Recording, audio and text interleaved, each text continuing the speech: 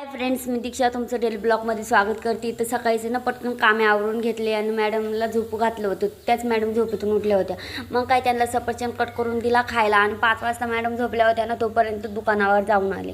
मग काय दूध ठेवलं तापायला आणि तोपर्यंत फ्रेश होऊन घेतलं आणि दिवाबत्ती करून घेतली. मग चहा बिस्किट आहे ना खाऊन घेतलं, भूक लागली होती तर. तिच्या पप्पाला आहे ना इडली खायची होती म्हणून सगळं इडलीचं पीठ आहे ना मिक्सरमधून काढून घेतलं. त्यात आहे ना मीठ आणि ना खाता सोडा टाकून घेतला आणि ते पूर्ण परत मिक्स करून घेतलं. रात्री आहे ना काळ्या वाटणातली भाजी बनवायची होती.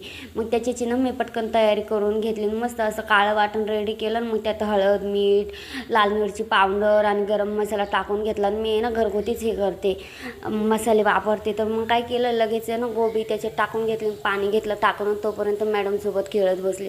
तितक्यात तिचा पप्पा आला तर मग तिचा पप्पा तिच्यासोबत खेळत होता. तोपर्यंत मग भात टाकून घेतला एका साईडला आणि भाकरी घेतल्या बनवून. काळं वाटण म्हणलं की तिच्या पप्पाला भाकरीच लागतात म्हणून घेतलं ना. मग मस्त असं गरम खाऊन